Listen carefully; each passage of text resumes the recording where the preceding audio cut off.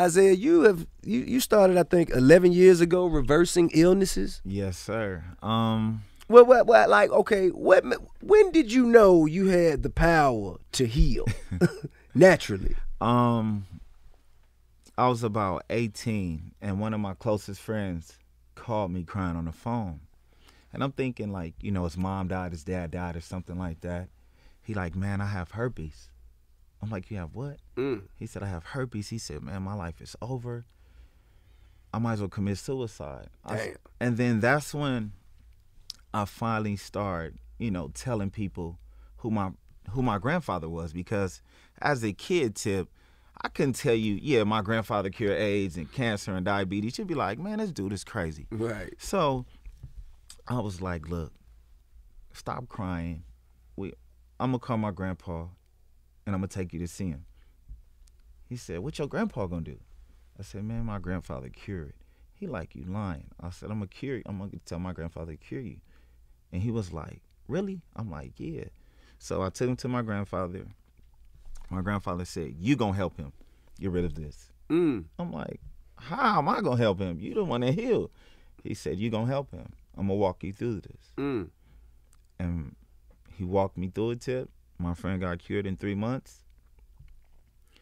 From then on, I've been helping people since, from diabetes to cancer to tumors to helping people reverse the obesity.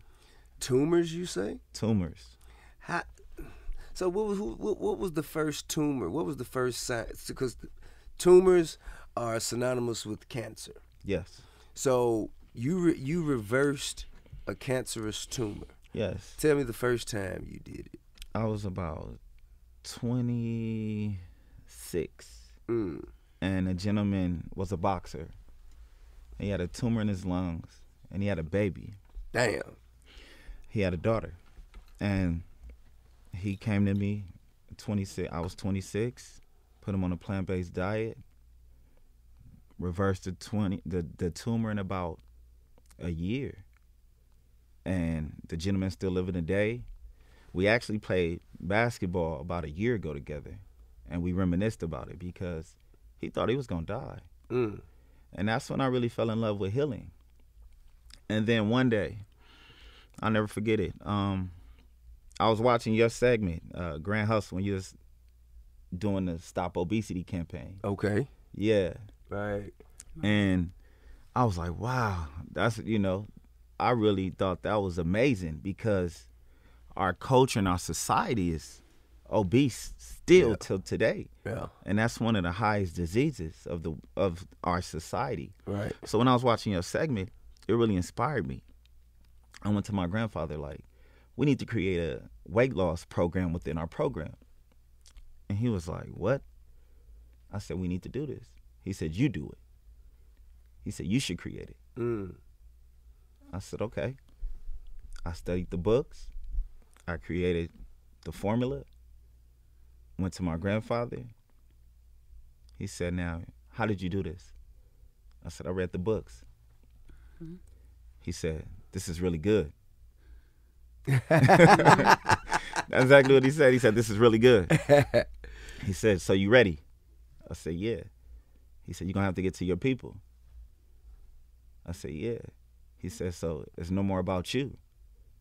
I said, okay. He said, do it. And from 2009, Tip, I helped over 10,000 people lose weight and keep it off on a plant-based diet, and helping them with our weight loss package that we provide till this day. Now, Miss Kelly, I know a big part of your initiative is using food as medicine. Could you please tell us how to do that? Please. Well, thank you for asking that question. You know, how do we use that? How do we use food as medicine? Well, it was the first thing here. And one of the beautiful things about Jah's gift to all of us is that he made grass, and it was good. And one of the things that I love about the plant-based diet is that, I'm going to just put that out there, if you don't buy any of our products, you still need to know how to eat. Yes. Right on. Because how you eat is the celebratory way that you show your body that you respect it. Right. So when I call food medicine, I feel chicken is the devil. A lot of you.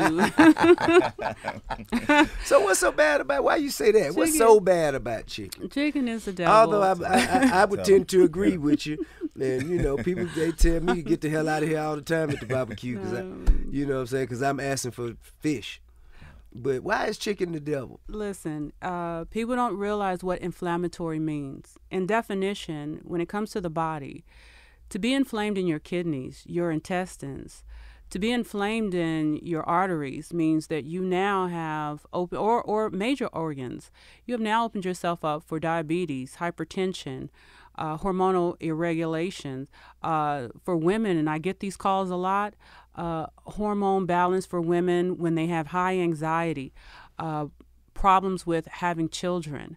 So when I say inflammatory, it means that you have lost the ability to do something because you were out of balance. So when it comes to what happened, I've taken women off of chicken for 30 days. I tell them, don't take my products. Not interested in you buying the products. I'm interested in you educating yourself about what you eat. Right. So you can get to me. However, you need to deal with you first. Get off chicken for 30 days and tell me how you feel. So a lot of women are no longer depressed. Their fibroids have shrunk. Their bodies are acting in a way that seem more balanced, in a way they're thinking clearly. So when this started to happen and it became a routine, and I've been with my father, many, many years and watched this happen. Right. I was convinced then. I am convinced now that chicken is the devil. So, and those women gave me the feedback. It wasn't love that I was giving them. It was what they brought back and told me how they felt. Right. So with that being said, when you find out that chicken is inflammatory, what does that mean? I'm telling you, it means disease.